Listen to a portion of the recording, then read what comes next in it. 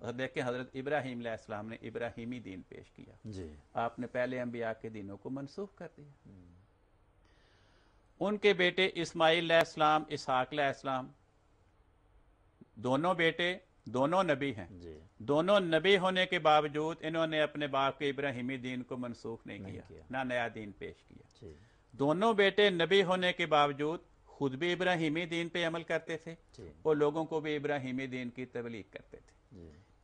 یعقوب علیہ السلام حضرت ابراہیم علیہ السلام کے پوتے ہیں جی یوسف علیہ السلام حضرت ابراہیم علیہ السلام کے پڑپوتے ہیں یہ دونوں باپ بیٹا جی نبی ہیں نبی ہونے کے باوجود انہوں نے دین ابراہیمی کو منسوخ نہیں کیا صحیح خود بھی ابراہیمی دین پہ عمل کیا لوگوں کو بھی ابراہیمی دین کی تبلیغ کی جی تو یہ ایک ہی گھرانے کے افراد ان کا ذکر کر کے خدا تعالیٰ نے ہمیں یہ سمجھا دیا کہ انبیاء کی دو قسمیں ہوتی جی تو یہ بات کہ ایسا نبی امت میں آ سکتا ہے کہ نہیں جی اس کے آنے کی ضرورت پیدا ہوگی یا نہیں جو خود بھی اسلامی شریعت پہ عمل کرے اور لوگوں کو بھی اسلامی شریعت کی تبلیغ کرے جب ہم اس سوال پہ غور کرتے ہیں تو قرآن پاک سورۃ الصافات میں فرماتا ہے جی کہ وَلَقَدْ ضَلَّ قَبْلَهُمْ اکثر الاولین پہلی قوموں کی اکثریت خراب ہو گئی پہلی قوموں کی اکثریت خراب ہو گئی تو پھر کیا ہوا اگلی آیت میں فرمایا وَلَقَدْ أَرْسَلْنَا فِيهِمْ مُنذِرِينَ جی تو ہم نے ان لوگوں میں اپنے نبی بھیج دیے اس آیت نے بتایا کہ خدا تعالیٰ کا دستور یہ تھا کہ جب قوموں کی اکثریت میں بگاڑ پیدا ہوتا تھا تو خدا تعالیٰ نبی کی باسط کیا کرتا تھا ٹھیک اگر ہماری امت میں قیامت تک ہماری امت کی اکثریت درست رہے گی جی ہماری امت میں بگاڑ نہیں آئے گا تو پھر یہ آیت بتاتی ہے کہ ہماری امت کو کسی خادم اسلام نبی اللہ کے آنے کی ضرورت نہیں ہے ایک اور مقام پہ دیکھیں قرآن کریم نے ہمیں ایک یہ بھی اصول سمجھایا اللہ تعالیٰ فرماتا ہے سورہ یوسف کی آخری آیت میں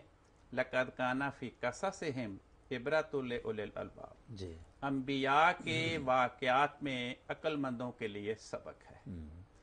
کہ ہم ہر مسئلے کی تحقیق کے لیے قرآن کریم کی بیان کردہ تاریخ انبیاء کو پڑھیں جی قرآن کریم فرماتا ہے کہ اِنَّا أَنزَلْنَا التَّوْرَاةَ ہم نے تورات نازل کی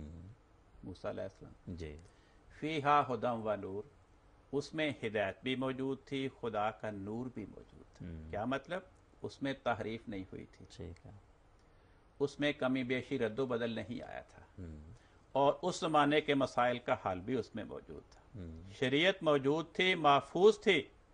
لیکن فرمایا کہ شریعت کے ماننے والے وہ انتشار کا شکار ہو چکے تھے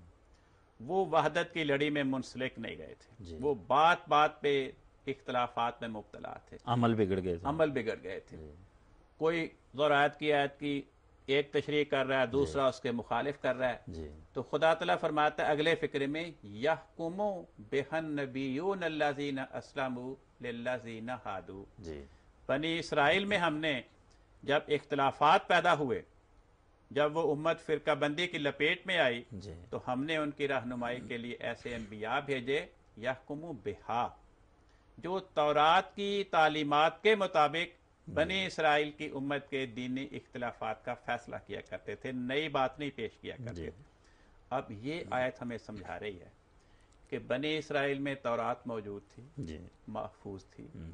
اس کے اندر بنی اسرائیل کی قوم کے مسائل کا حل بھی موجود تھا لیکن امت ساری آپس میں انتشار کی لپیٹ میں آ چکی تھی جی تو ان کے دینی اختلافات کو دیکھ کر خدا تعالیٰ نے ان کے دینی اختلافات کا فیصلہ کرنے کے لیے حکم کے طور پر بنی اسرائیل میں انبیاء بھیجے جو خود بھی تورات کی تعلیمات پہ عمل کرتے تھے جی اور بنی اسرائیل کو بھی تورات کی تعلیمات کی تبلیغ کرتے تھے اور ان کے دینی اختلافات کا صحیح حل پیش کرتے تھے کہ جو تشریح تم کرتے ہو وہ درست نہیں جو تشریح مجھے خدا نے سمجھائی ہے وہ کافی وہ صحیح اب اس آیت پہ جب غور کریں تو پھر نتیجہ یہ نکلتا ہے کہ اگر ہماری امت قیامت تک وحدت کی لڑی میں پروئی رہے گی ہماری امت پر اختلاف اور انتشار کا زمانہ نہیں آئے گا تو پھر ہماری امت کو کسی خادم اسلام نبی کے آنے کی ضرورت نہیں ہے. لیکن اگر ہماری امت وحدت سے محروم ہو جائے گی، انتشار اس میں پھیل جائے گا،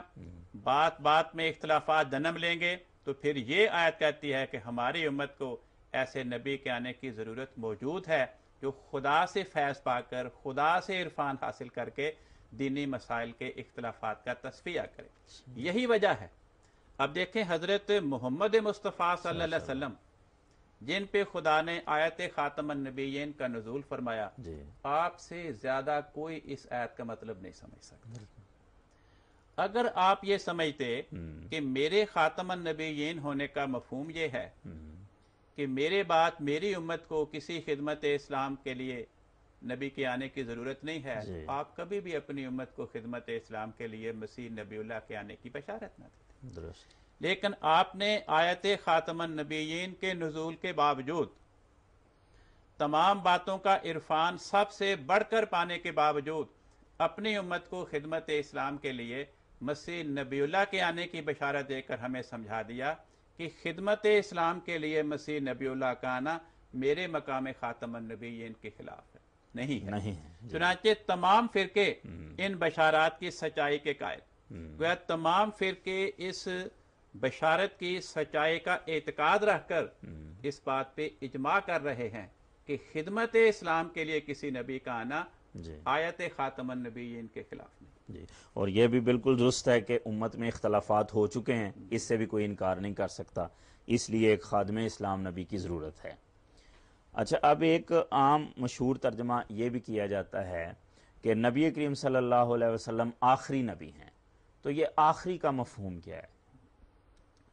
یہ بات بھی قابل غور ہے کہ اگر خاتم النبیین کا مطلب ہے آخری نبی، تو پھر تمام فرقے ایک طرف ترجمہ کرتے ہیں کہ حضرت صلی اللہ علیہ وسلم آخری نبی ہیں، اور اس کے ساتھ ہی اس سے متضاد عقیدہ رکھتے ہیں کہ آپ کے بعد ایک نبی مسیح آئے گا، اس کے بارے میں کہتے ہیں کہ پوری دنیا اس کے ہاتھ پہ ایمان لائے گی، اتنا بڑا اس کا فیض جاری ہوگا، تو پھر آخری تو وہ ہوئے جو آخر میں آئے گا. بالکل صحیح. کہتے ہیں کہ نہیں، بات یہ ہے کہ مسیح علیہ السلام کیونکہ پہلے سے نبی بن چکے ہیں، اس لیے وہ تو آ سکتے ہیں. تو کہتے ہیں خاتم النبیین کا مطلب یہ ہے پیدا ہونے کے لحاظ سے اور مبعوث ہونے کے لحاظ سے آخری نبی. بھئی پیدا ہونا اور مبعوث ہونا یہ کس لفظ کا ترجمہ ہے؟ اگر خاتم کا معنی آخری، النبیین کے معنی نبی کی جمع انبیاء، تو پیدا ہونا اور مبعوث ہونا یہ تیسرا لفظ اس میں ہے کوئی نہیں. اور اگر یہ ہم تسلیم کر لیں کہ خاتم النبیین کا معنی ہے آخری نبی، تو ان کے عقیدے کے لحاظ سے خاتم النبیین کا وصف تقسیم ہو کر دو ٹکڑے ہو کر دو نبیوں میں تقسیم ہو جائے گا کہ پیدا ہونے کے لحاظ سے، مبعوث ہونے کے لحاظ سے حضرت محمد مصطفیٰ صلی اللہ علیہ وسلم خاتم النبیین یعنی آخری نبی، لیکن دنیا کو تعلیم دینے کے لحاظ سے، دنیا کو تبلیغ کرنے کے لحاظ سے، دنیا میں اپنا فیضان جاری کرنے کے لحاظ سے آخری نبی کون ہوا؟ حضرت عیسیٰ علیہ السلام. قرآن کریم ایک نبی کو خاتم النبیین قرار دے رہا ہے، لیکن ان کی تشریح کے مطابق نعوذ باللہ دو نبی خاتم النبیین قرار پا رہے ہیں. پھر بات یہ ہے کہ محض آخری نبی ہونا اس میں تو کوئی خوبی کی بات نہیں. کہتے ہیں جی چونکہ آپ سب سے آخر میں آئے، اس لیے آپ پہلے سارے انبیاء سے افضل قرار پائے. بھئی افضلیت تو اپنی خوبیوں کے لحاظ سے ہوتی ہے، کوئی پہلے آئے، درمیان میں آئے، آخر میں آئے، اس سے کوئی خوبی پیدا نہیں ہوتی. اگر بعد میں آنے والا پہلے سے افضل ثابت ہوتا ہے، ہم نماز میں درود شریف پڑھتے ہیں، اللہم صلی علی محمد و علی آل محمد کما صلیت علی ابراہیم و علی آل ابراہیم. اس درود شریف سے یہ پتہ لگتا ہے کہ جتنے بھی انبیاء آئے تھے ان سب میں حضرت محمد مصطفیٰ صلی اللہ علیہ وسلم کے بعد سب سے اونچا مقام کس کا تھا؟ حضرت ابراہیم علیہ السلام. تو حضرت ابراہیم علیہ السلام کے بعد یحییٰ علیہ السلام آئے، تو اگر بعد میں آنے والا پہلوں سے افضل ہوتا ہے تو پھر یحییٰ علیہ السلام کو ابراہیم سے افضل ماننا پڑے گا۔